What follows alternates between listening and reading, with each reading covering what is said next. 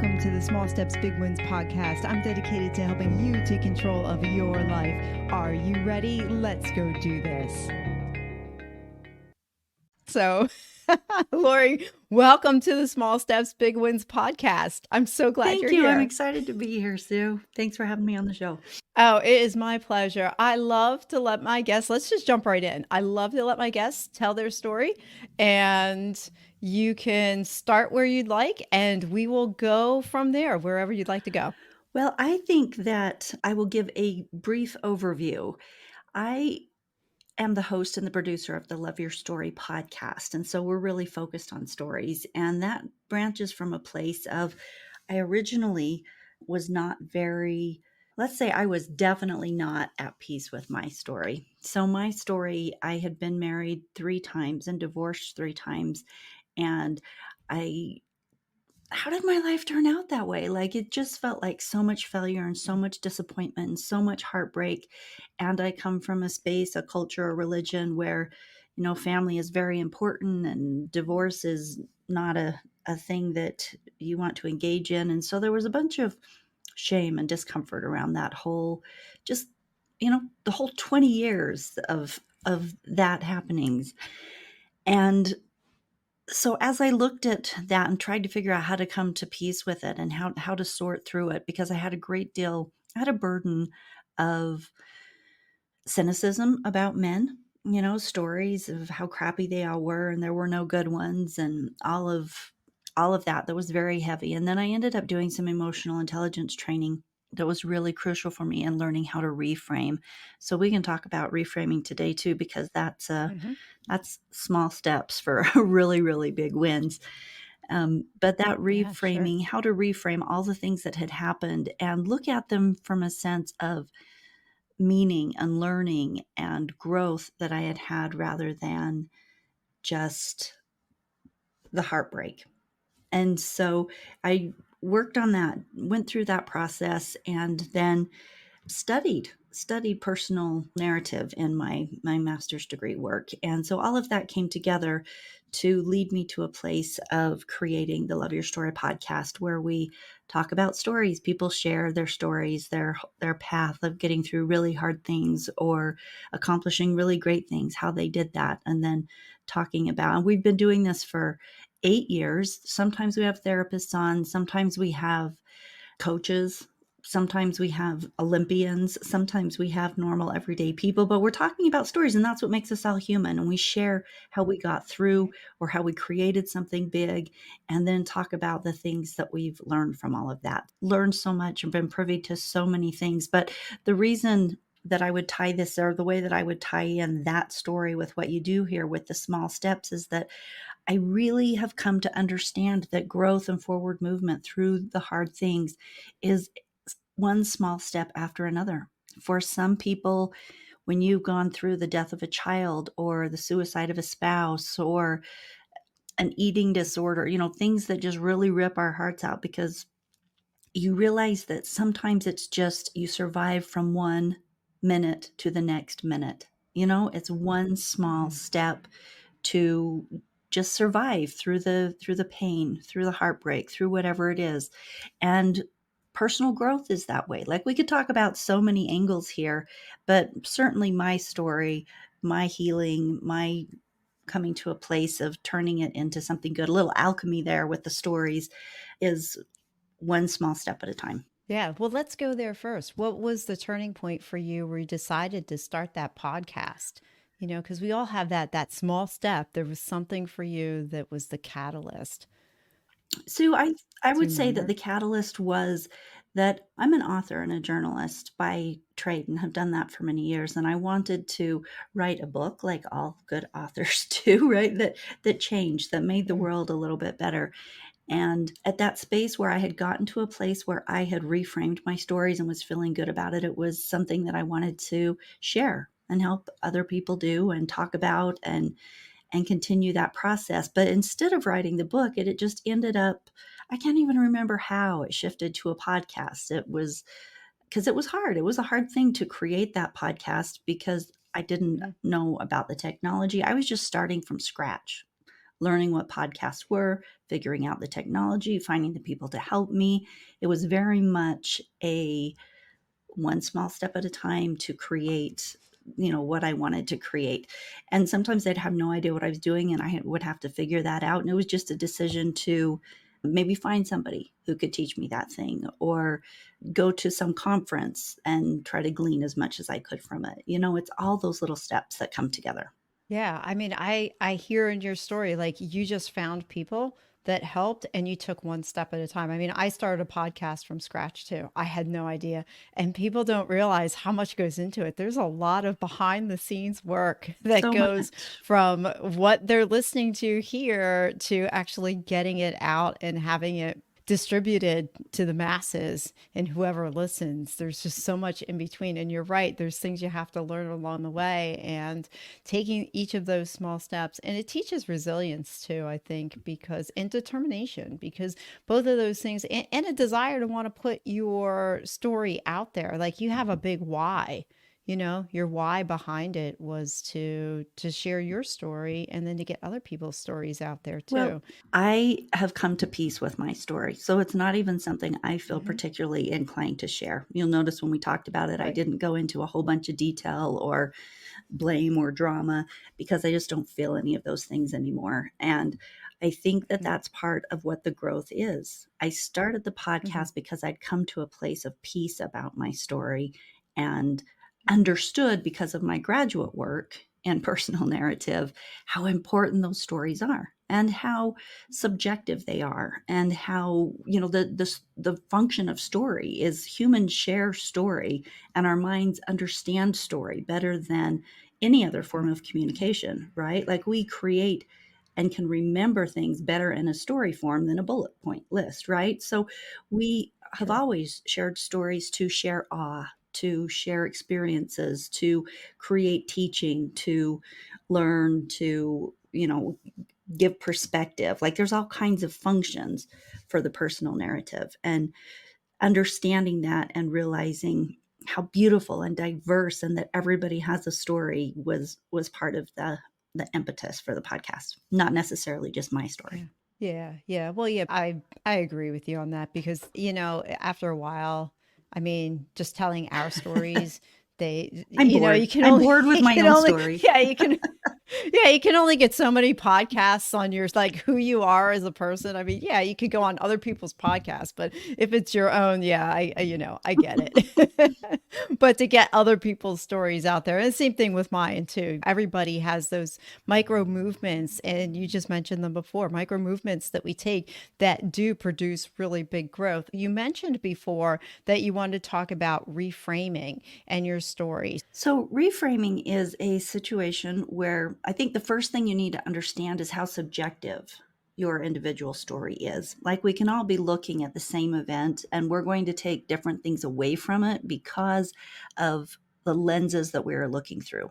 And that's often known as the cultural eye. And the cultural eye, picture that you have like a telescope that you're looking through, and it is all of the things that make up the lenses in that telescope are, let's say, your gender, your religion, your socioeconomic status, your sexual proclivities, your, which side of the tracks you live on. I mean, all of the things that make us different, right? The experiences that you've had, all of these things are different lenses that stack in front of us. And then everything we look through, we see through those lenses. And I think this is a super interesting thing to comprehend, because when you comprehend it, you realize why every person on the planet sees things so differently, because we're all looking through our own set of cultural lenses, race, all of the things. Like all of them just stack, stack, stack, stack, stack. You're looking through from your perspective, and everybody has that different perspective. So when you start realizing this subjectivity of your story and what you've created in your mind, you also start realizing that we create our own realities. We're going to think our realities are our reality, the truth. I saw that. I know how this went down. This is exactly what happened. But when you break anything apart, you realize there are other cultural eyes. The other people that were involved in the story with you were seeing things in a different way. There's all kinds of parts and pieces of the story as far as how it's structured and how things played out the way they did. When you start giving the benefit of the doubt, when you start trying to look from somebody else's perspective, when you start opening up, then you start getting a little flexibility. Not that your perception is wrong, but there are ways to tell your story that are supportive of you, and then there are ways that are damaging to you that keep you in a victimhood space. So when you're reframing a story, your first step is to accept it. Now, I have a whole set, it's a 5-step process on the Love Your Story podcast, and I did one episode about each of these steps. And it starts, I think it's all the way back at episode 46. So go to loveyourstorypodcast.com, go to the episodes, go back to 46, 47, 48, 49, 50. And it's basically a free class on reframing your stories. You just listen to those and do the parts and pieces as I break it down. So free reframing. But the first step is acceptance. You there may be things in your story you're ashamed of. There may be things that have happened that you're in denial about. There may be things that you're like I was mentioning earlier, how is this my life? How did this happen to me? I'm smart, I'm on top of things, I'm successful, I'm all these things. How did my life end up looking like this? And, Yeah, I think we all have those moments, yeah, don't we? absolutely. We're Really, talking about a human it's yeah, phenomenon.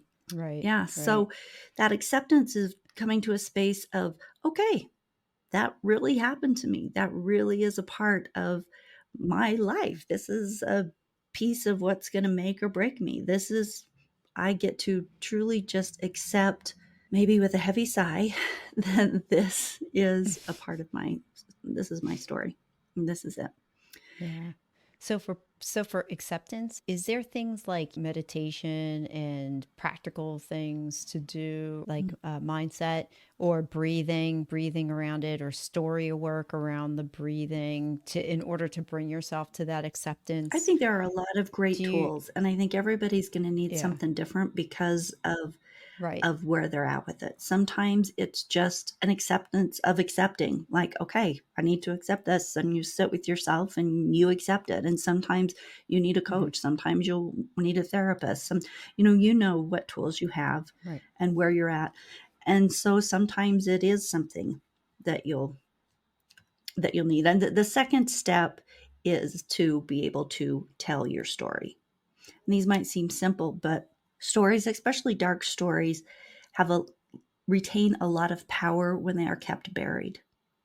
And when I say tell your story, that doesn't mean you have to get on social media or YouTube or a podcast and tell everybody all your dirt. Not at all. By telling your story, sometimes it's choosing a very specific person in a safe place. Sometimes it's telling a therapist. Sometimes it's working it out with the person that you have a bad juju with. Sometimes Oprah had this, she shared this in one of her books where she had gotten pregnant as a young girl, and it's something that she had kept hidden for a long time. And when it came out, she was older and much just very established, but she was mortified when someone found it and leaked it out to the press. And she was just horrified by the idea and cried and was very upset and just didn't really, didn't dare go into work in the morning. And then when she did come out and face her people, she was surprised at how supportive they were. That there wasn't the abuse and the critical aspect that she had expected. Instead, there were some people didn't pay much mind to it. Other people were very supportive of her and were sorry that, her private life had been splashed. And, she got a lot of very positive responses, but she talks about how important and shocked that she was of how supportive that was and how wonderful it was to get off her shoulders. Like it was that Hmm. skeleton buried in the closet that is finally out, and you realize it's not as horrific, that there are other people who maybe have been through what you've been through, that there are people who are going to understand and support rather than pass judgment. And so being able to tell that, being able to accept it, right? You're accepting it and Hmm. coming to a place where you can actually put into words and take it out of the box where it's a hidden nightmare to, everybody to a different degree, but where it's something that you're hiding and it retains a bunch of power to free yourself from it. by actually putting it Mhm. into the words in the right space. So there's all Mhm. these little steps, and we've mentioned therapist in both steps. You may need them. I found with mine, you get to a place, and we don't have to go into all of the steps and in detail, but one of the spaces or one of the most important steps in the process is finding meaning in Mm. and learning, finding the like purpose and value and having gone through hard things. And that's a beautiful, powerful step, but sometimes it's very hard to do.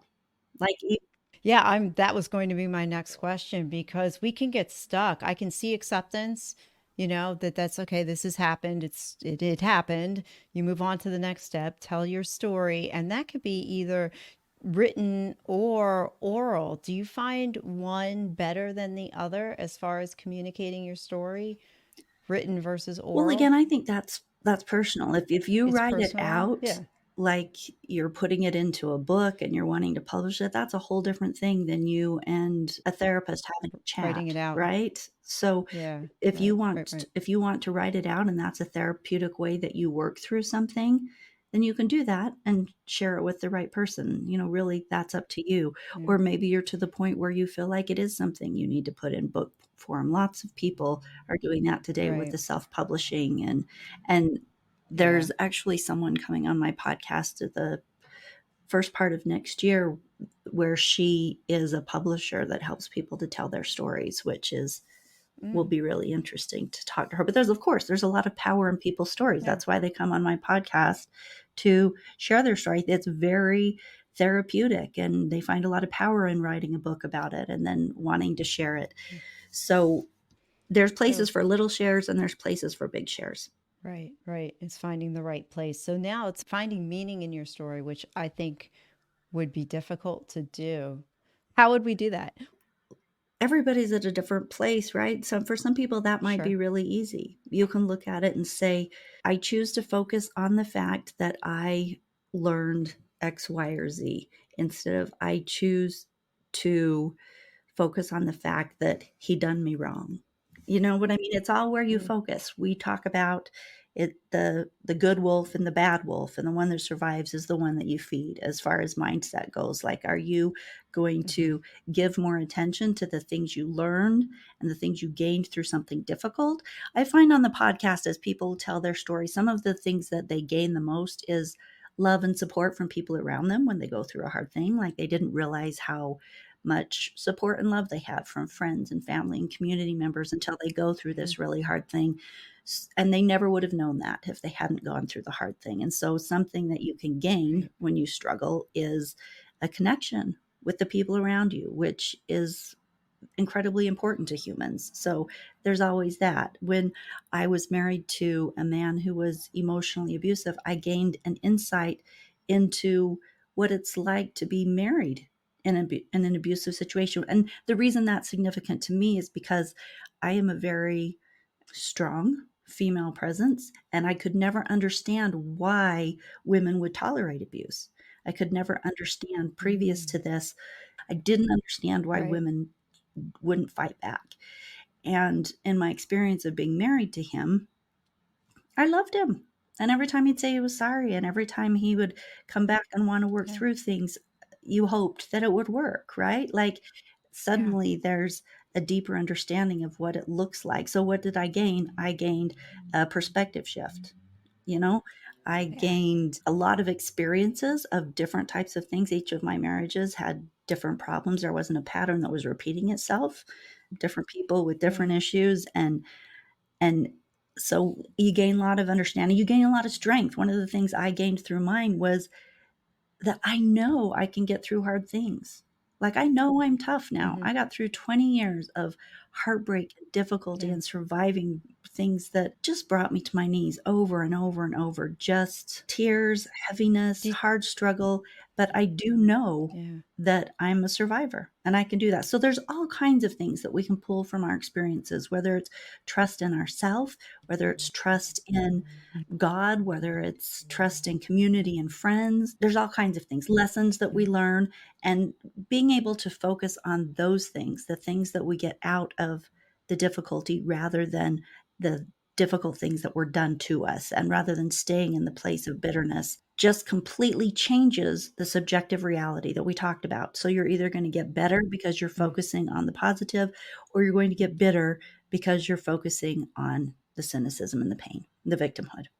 Yeah, really, it all boils down to either you're going to let that situation let you get better, or you're going to get better out of it. And asking yourself, it almost sounds like you're asking yourself, like, what can I learn from Mhm. this, and how can I help somebody else that is going through that same thing. I find that the difficult challenges that I've walked through in my life, you don't see it when you're in it. Like, I didn't see it while I was walking through it because I'm also divorced and had other issues that went with that too.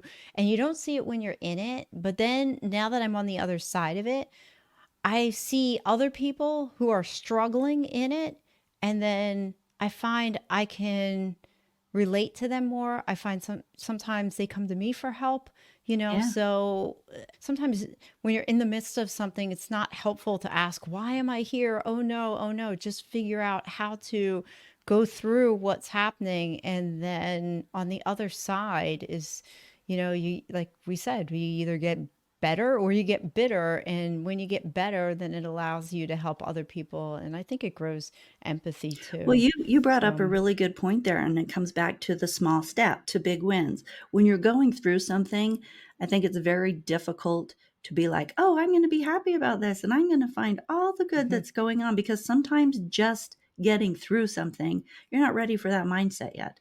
You're just trying to right. survive. So don't feel like this shift in your story has to happen while it's happening. If it can, and you can glean the good stuff while you're going through it, knock it out of the park, sister. Like, that's awesome. But for the most part, in the hard spaces, there's emotion that's overwhelming. There's loss. There's grief. There's stuff that's going on. That's why it's hard. And so the small step is, I can make it through today, and I can make it through the next day. Yeah. One day at a time here, I can Yeah. make it through. And maybe today I can get up and take a shower and not stay under the covers. And maybe today I Yeah. can think Yeah. about somebody else and serve somebody instead of staying wound up in my problems. Or maybe I could, Yeah. maybe I go to a safe place where there's relationships that support me. Like, just day by day, the small steps. Just And something. then when you Yeah. get to Yeah. that One thing you place where you can. can function a little bit better, to that place where you don't want to be in the bitterness, where you want to let the hurt go, then you can start the reframe. Then you can start the subjective shaping of the events so that they support you and they support your learning and growth rather than holding you back. I want to pull out things that you mentioned that I think I don't want to let go of. And the first is when you're in the midst of a difficult situation, we're not always thinking about, okay, what is this going to look like on the other side, and how we're going to serve people, or how I can help somebody else walk through what I'm walking through right now. But I think while we're talking about it, and maybe somebody listening is actually not in the midst of something difficult, they're hearing this and we're absorbing it, so that when they actually are walking through it, then that subconscious has already been We planted. hope. And that when you come, yeah, and you hope, and that on the other side of it, you have that, oh, wait a minute, yeah, I heard that somewhere that said, I'm walking through this, and yeah, maybe I can help somebody in the midst of my difficulty. I heard it preached one time. Honestly, they were talking about how you just fill yourself up with almost like a toolbox of Mm. ways to, cope with situations that come your way, so that when they do come your way, you at least have something ready to be able to help you in that trial, in that difficulty, whatever I it would is. call that emotional resilience. Like, emotional resilience, those are skills, you know? Sure. Things like developing good relationships, things like healthy thinking patterns, these things that can support us, knowing who we are and what our purpose is. These things are Yeah. emotionally and mentally supportive in a time and space in our culture where there's a lot of mental and emotional attack, depression, Yeah. anxiety, I all of the agree. mental things that we deal with. So, yeah, Yeah. what you're I talking about agree. is that toolbox is for the wise people who are in that space of paying attention to these things and accumulation of emotionally Mhm. resilient tools. Yeah, emotional resilience, emotional intelligence, those are words that are new. At least I feel like They they're seem kind new. of trendy, huh? Uh, it- they seem kind of trendy. Yeah. I mean, it's not something that I would have heard 5 or 6 years ago. And I've been in the educational space for 20 years. And it was definitely not something you would have heard or we would have brought into the classroom. And, you didn't really worry about any of, your emotional intelligence. You didn't ask the kids, how are you feeling It's a today? whole different It ballgame, wasn't isn't like, it? where you, it Yeah. is. It's a much, much different culture. And when I think from what I remember from our conversation, we're kind of around the same age. So like you go back those 20, 30 years and you're like, wow, that stuff just was not around, but we see it today in a good way. I mean, it is really, it's good that we're asking those questions. How do you feel? How do you see yourself? Who are you? To go dig deep into who you are as a person, and then how you react to situations that are There's a around lot you. of self-actualization going on now. Yeah, Yeah. there is like an emergence of this. And the second thing you were talking about is you want to arrive at a place of acceptance, that we're getting there. It's just okay to be where we are, to Mm. get to that place. And so yeah. I think sometimes that's a particularly hard one, depending on how much shame is involved, how much you thought.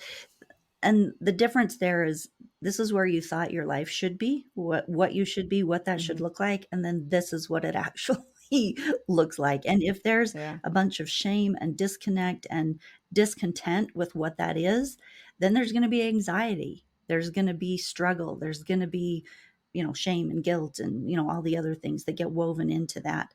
So that this acceptance of this is what is right now is so powerful, because you can't really move forward without an acceptance of that, because caught over here and this is what it should have been, that's a space of just discontent, struggling, like beating your head against the wall, Right. because that's not where you're at. You can't do anything. You can't move or grow from that place because it's all the what if or should have beens. So Right. you have to get to this Yeah. It's place all of circular. acceptance of, this is where I'm at. This is what I've experienced.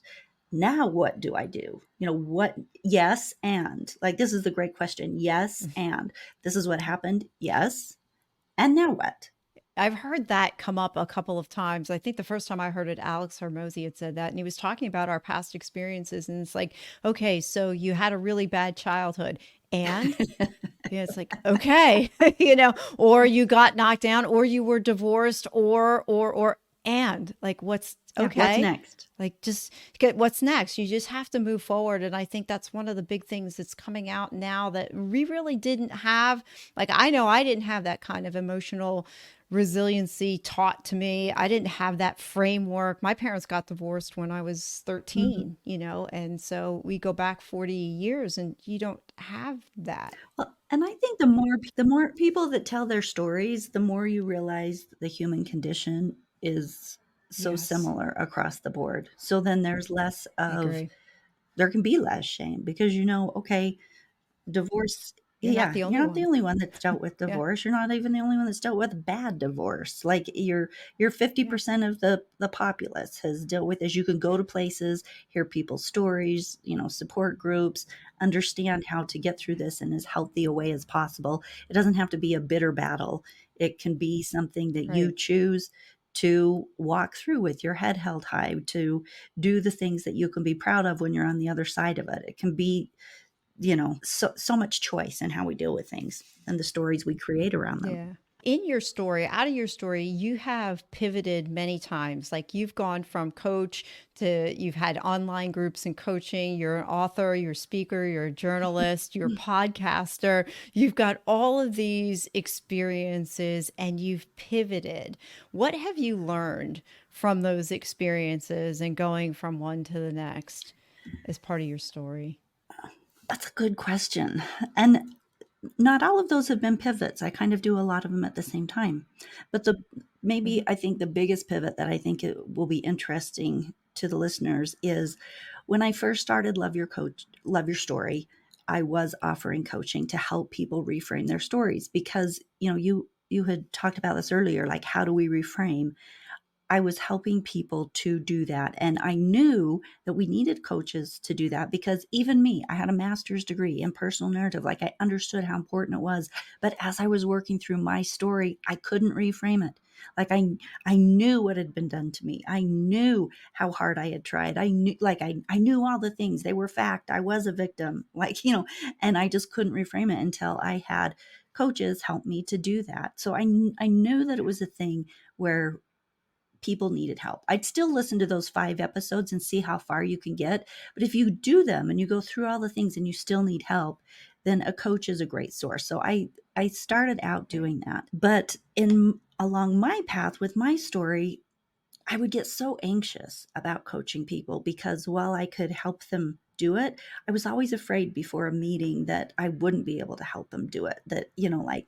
And so it Mm. wasn't fun for me to coach. It wasn't fun, like it wasn't my zone of genius because I would get so anxious about what if I let him down or what if I can't do what needs to be done for him.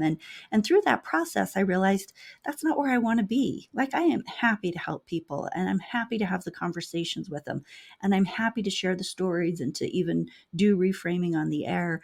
But the individual coaching isn't something that I want to put a lot of time into promoting, perpetuating. But where I did find is that after 8 years of producing and hosting the Love Your Story podcast, that I loved the producing and the hosting.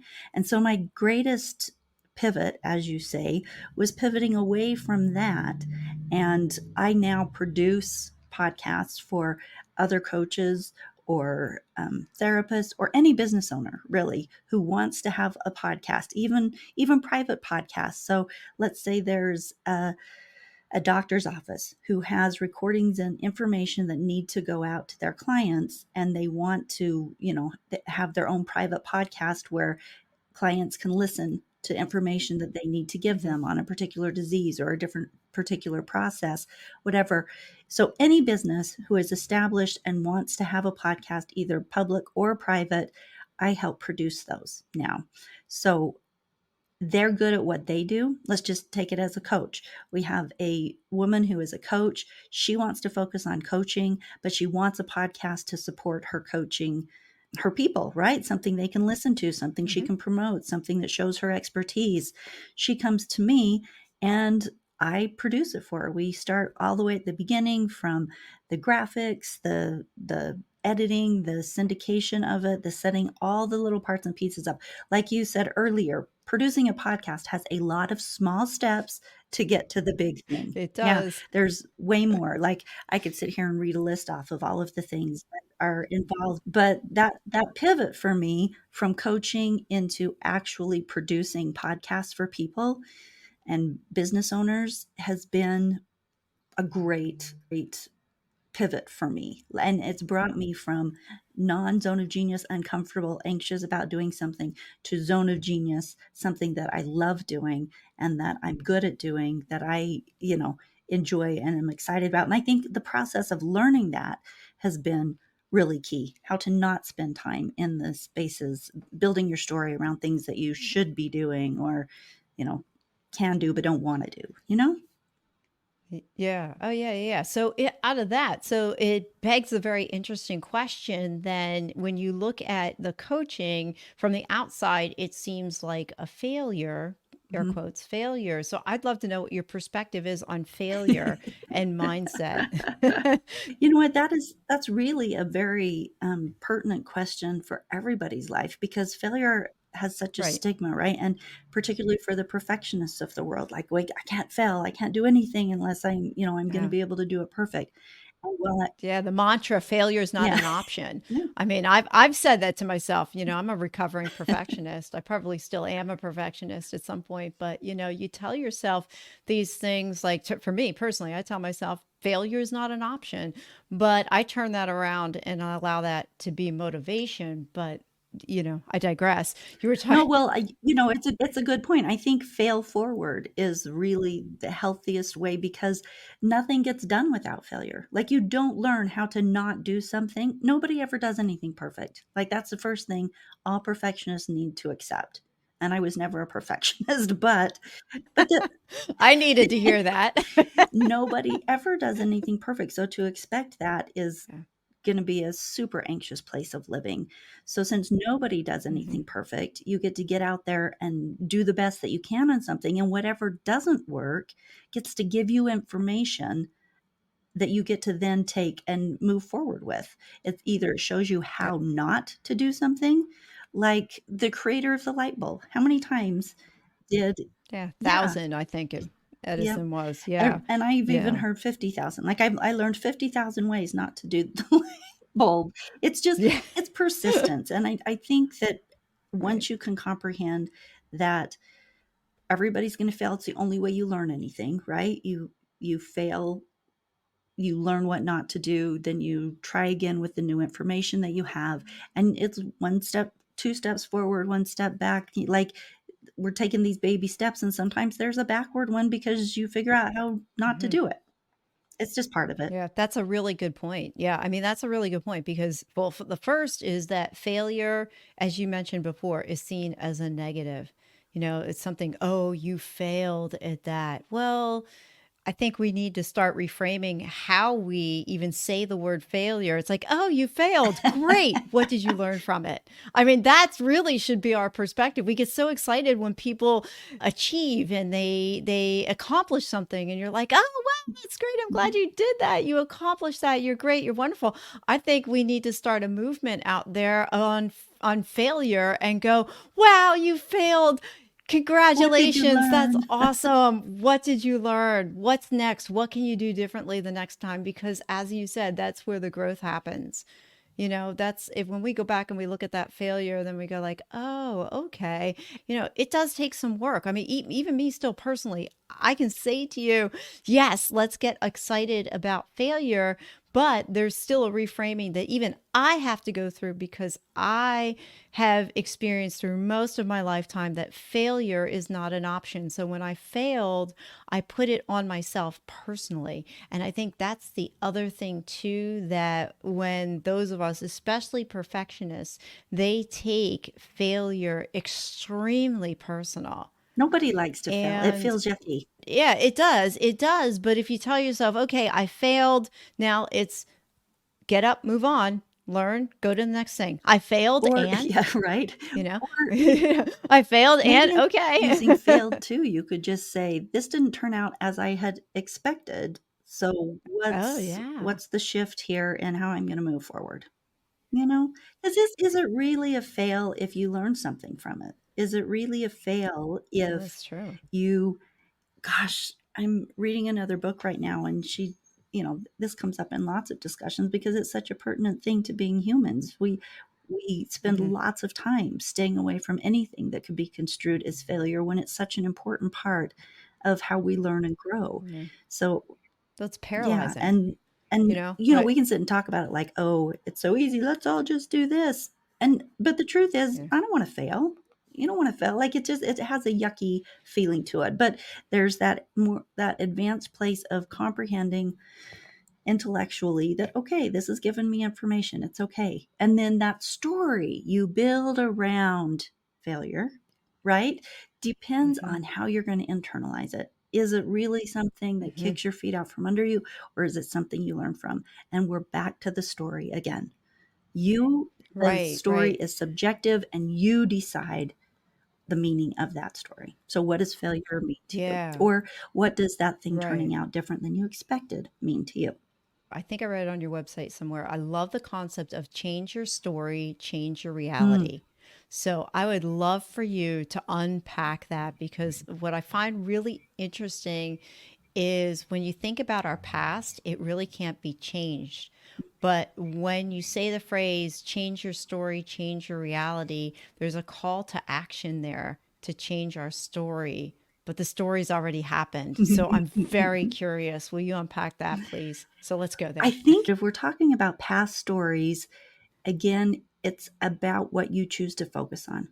And I do think that it's important to acknowledge we're not going to make up a story that didn't happen. We're not going to create a fallacy. We're not writing fiction so that it sounds better than it was. What we're doing is choosing what we focus on. like we said before, if we are creating a story of us, we'll use mine again, of being a victim, of being abused, of being, married and suppressed by men for 20 years, of being used, of, all the things, that's a story, but that's not supportive. That's a focus Right. on the broken parts. So change your story is as simple as the focusing on the meaning, focusing on the learning, focusing on what I gained and learned and where that's taken me. And where has that taken me? I am married to a really good man now in a healthy relationship. I've learned lots of things, and there I have Right. created the Love Your Story podcast, which has had 8 strong years of sharing and understanding story. I have a master's degree that's around personal narrative because my need to get my own personal story, to understand story, to comprehend the function and the structure of story and personal narrative was so important to me in dealing with my own life, which is often what academic work is about, right? We have some personal stake in it. Like there's lots of great things that have come from my path in life, even though that path was woven with struggle and heartbreak. What do I focus on? That change my story, change my reality. I could be a completely different person. And I know, let's use the example. I knew a woman once who had been sexually abused when she was a teenager. And because of that, sure, her growth was kind of stunted there. So she always acted like a 16-year-old. And gosh, how old was she? She was probably in her late 60s when I knew her, and she would say really inappropriate sexual things in public places, and she would make comments and do things that just were really reflected that she was stuck in that space, that she spent a lot of time, and she took her family with her there because anytime she would do something inappropriate in public, her kids would always say, oh, well, this happened to her when she was young, and she would always use it as an excuse for behaving badly as well. I mean, this is one example that just came on the top of my head, but her story of being abused and broken and not able to function and using it as an excuse, her victimhood as an excuse to Right. cause problems. That's not to say people don't have legitimate real problems that they need to work through. I'm not saying that, but there is a difference in stories according to if you do the work to heal a story versus if you don't. Right. So if you don't do the work, it sounds like that's kind of like the victim mentality Yeah. road. That if you're choosing not to really, use your story for good in a way or heal with it or interact with it, it can turn out to be Are you the hero or are you the victim of your story? Yeah, who wants to stay there? Who wants to stay in the muggy swamp where the dragons are breathing down on you and you're stuck and you can't move and you're hurting all the time? That's not where anybody wants to stay. right, right. What's one thing that you thought it'd be hard about your story, but it turns out that it wasn't? I know it's a broad question, but Nothing. I say that because I think that I don't think you go into your stories as one of the questions that I asked when I was first doing my research. I was trying to decide what I wanted to, when I did my doctorate degree, what question I wanted to ask, and this was way back right after I got my master's, and it was, did your life turn out as expected? So I did a whole mm, pre-dissertation research thing and got a diverse group of women from all over the country, different ages, different religions, all the different things. It was a really good sampling. And 19 out of 20 women's lives did not turn out as they expected. And as I kind of dissected that, I got to this space where, of course, our lives don't turn out as expected because when we're young, we're not thinking about the divorce and the eating disorder and the friend who kills themselves and the job loss and the the being molested at work or whatever. We're not thinking about those things. We don't know about those things. We're thinking about yeah, what kind of relationships we want. We're happily ever after. And we're thinking about, well, I want to be a doctor. And, we're thinking about all the good things. And so we don't imagine what those bad things are. So nobody's lives turn out that way because we don't foresee all the twists and turns that take us on our learning journey. And so I don't know that I ever pictured, oh, this is going to be really hard. And then it wasn't. because I don't think we picture that. Does that make sense? Yeah, it does. It does. I've asked that question a number of times. You're actually the first person that answered there was nothing. It was all hard. And no, I appreciate it. I actually really appreciate it because it allows us to remember that one, we're all human, and two, we all of us go through trials and tribulations, and nobody gets out of life without at least walking through one difficult season Mm, or one difficult circumstance. We all have it. Nobody that's very escapes. true. So I appreciate the comment because it really does make us think, yeah, you know what? Sometimes all life is hard. We have pockets of interesting things or Yeah, good things that absolutely. happen. You go on vacation, birth of a child, Oh, lots of a great child things. getting married, Oh, things yeah. like that. Lots of Magic every day. awesome, wonderful things. Yeah. Oh, Mhm. absolutely. And I think you also brought up before too, what we focus on Mhm. expands. So if we're going to focus on things, let's pick the positive things to focus Love on. it. And a small step for today is just pick one positive thing that happened in your day. Search each day out for one awesome thing that happened that Sue, that's day. beautiful advice. Just I go totally find it. agree. Yeah.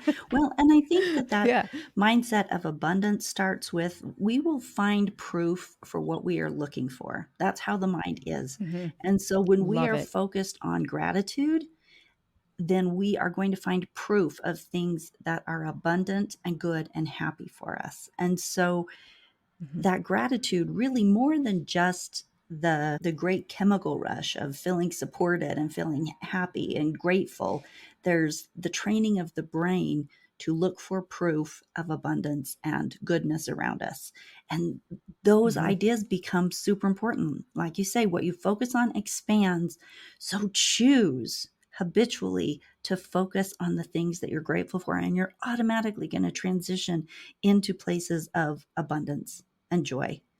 Yeah. I love that choice. I think we forget we all have choices. We can choose. We choose. It's funny. We can choose our reality, choose Yes. how we look at things, because I've heard it said once, and I'm not sure if you came across this in your research, that, our brain doesn't know the difference between fact or Mhm. fiction.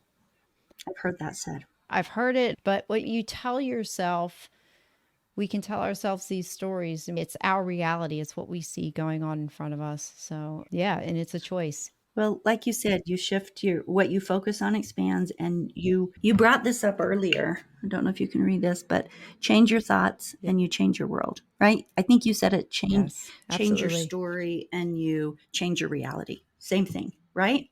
Hmm.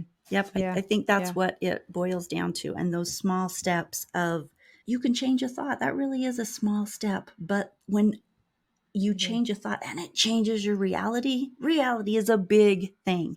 So, one small thought change Yeah. at a time, you create the reality and the story that you want. That's legit. Yeah, that's right. I love it. Yeah, I love it. Lori, we could talk for probably another hour, but I want to wrap up our time together with the core three that I always ask my guests. So the first is, could you share a book that's had a significant impact on Oh, you? there are so many. But the one I'm reading right now is a gal that I interviewed on my podcast that's coming out in December. Give Yourself Permission by Courtney McDermott. Mm, And this one is, yeah, she's talking about all these things. We're talking about energy and fun and manifesting and quantum physics and all the parts and pieces of using our mind for creating these spaces that we're talking about, right? Like creating possibility yeah. and relaxing into the lives we want to live. Mm. Have you ever heard of The Untethered Soul or The Surrender Yes. Experiment? Two Yes, books. yes. Yeah, by Michael Singer. He talks a lot about relaxing and See, which releasing and when I allowing. read that book, The Surrender Experiment, I don't get it, right? Like I keep reading these books and trying to comprehend it because relaxing is into accomplishment doesn't make any sense to me. So I'm still struggling with it, but Oh, that's why I'm okay. studying it. Really? You know what? I have to say, I mean, this is your podcast, but the surrender experiment changed my life. I It's a read good it one. about 4 months ago. And then I read The Untethered Soul, which I would recommend reading Surrender Experiment first and then The Untethered Soul. And for me, it was just relaxing and releasing into circumstances. It's like you accept it, you allow it to pass through. I'm a very visual Hmm. learner. So it kind of visually, like I could visually see that thing going through me. And he said, you sit yourself in it, but you don't, you grieve, you do whatever it is that you have to do with it, but then you let it go. And he said, once you let it go, then that inner peace comes back and it brings you back to that place of kind of acceptance, but also centering. That's probably very similar to what we're talking about with reframing the story, right? Yeah, with reframing. Yeah, same thing. Same thing. I mean, I think there's now a lot more information out there and it comes in different packages. And the beauty of that is that we're all different and we all learn differently.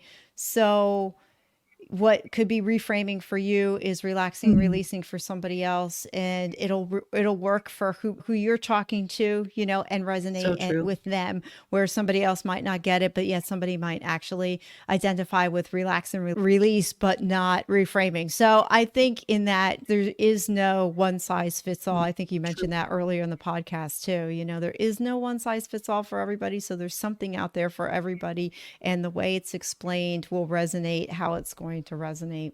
What's one topic or question you wish I would have asked about, and how would you have answered the question or expanded on the Man, you topic? got hard questions. I've I've heard that before. I think we did a pretty darn good job of exploring the subjectivity of story. I think the crucial thing for people to understand, and that I always hope makes sense, is how much personal control we have over our own lives, over our reality. Like, we are beings who get to choose what we think about. We are beings who get to choose where we spend our time and what we focus on, which habits we create. And absolutely, those things take work. It takes work to monitor your thoughts, to be self aware, and it takes work to release thoughts that you don't want to harbor. We are not all of the things that we think. We get thousands, tens of thousands of thoughts a day, and we are not all of those things. So as we sift through them, we get to keep the ones that we want, that we feel are supportive and good for us, and we build our habits around those things. And so while I feel like we've really discussed this thoroughly, in answer to your question, one more thing to add to it all, I think, is just how powerful we are as people to control the narrative of our story, that there's not ever an excuse. If you're unhappy, look at the narrative you're creating and figure out how you can write yourself out of it. Write bigger and better things for yourself I love through that. one mind shift after another. You can do it. We can do it. I We're love that. powerful. I love it. I love it. We have more control over our lives than we Hmm. think. As we close, what's one small step that someone can do today that's going to help them change their tomorrow? Let's go with awareness. Start being aware of the thoughts that are crossing your mind, and then as you're being aware of them, which ones don't you like? Which ones feel yucky to you? Which ones are like, ooh. The other day, I'll share a personal experience, but the other day, like, there's this little mean side inside of me that I'm like, oh, am I a mean person? Am I a mean person because I thought this mean thought? And I realized I am not. All these thoughts that go through my mind. Like, I know I'm not a mean person. I think of all of the people that I help, and all of the kind things that I do for my neighbors, and all the service that I give to my kids, and all the things, right? And I do those because I naturally want to do those and create good. So I know I'm not a mean person. So then when I have that mean thought, instead of saying, oh, because I sat there with it for a while going, oh, am I a mean person? Like, how can I be a mean person? It was actually Yeah. for a couple of weeks because I kept thinking, that doesn't jive. But as I decided to dismiss those thoughts and realize there's proof to the contrary, I am not a mean person. I'm just going to dismiss those thoughts. And I feel like we can do that. So the one thing, I'll bring it around. The one thing is, be aware of the thoughts that you're thinking, the ones that feel good to you, that feel happy, nurture those, give place for them. And the ones that don't, just dismiss them. Say, I don't have a place for that. you can leave and don't think about it again, you know? And if it keeps popping up, keep dismissing it. Like, that's a simple, yes, it takes time, and yes, it takes self-awareness, but that's the one thing. Be aware. Start to monitor. Oh, Lori, thank you for the gift of your time. How can people reach out to you and find you? Well, the podcast you can listen to on any podcast app. You can also find it at loveyourstorypodcast.com. So that's easy. All the episodes there. And also, if any of you are looking to have a podcast made, I would love to support you with my company, Pod Productions. Just reach out to me at Lori, LORIJ, LEE at msn.com, or you can go to loveyourstorypodcast.com, and there's a place to leave me a note, or there's a voicemail, a little recorder in the bottom that you can push and leave me a voicemail. So either of those ways, you are welcome to get a hold of me, but I would love to help you with any podcasting production that you need help with. We can talk about it and see if it's a good fit and see what you have in mind and what you need, and just talk about that for Perfect. a bit. All right, great. Well, Lori, thank you again for the gift of your time. This has been wonderful. Sue, thanks for letting me be on the show. Great show. I love the concept of Sure. small steps and big wins, because that's just another universal truth. And I love your story because we all have stories to tell. So, all right. Well, thanks again, Lori. Thank you. Thank you for listening to another episode of the Small Steps, Big Wins podcast. I value your time with me, and I seek to make every moment count. In order to make lasting change in your life, listening is usually not enough. So I want to ask you, what practical steps are you going to put into action today as a result of listening to this podcast? Remember, any step, any action, no matter how small, starts your journey to a big win. And if you're not sure where to get started, check out my website, personalcoachfinder.com, and find someone who can help. Remember, life doesn't get better by chance, it gets better by choice. Take small steps today and make your life awesome, friends.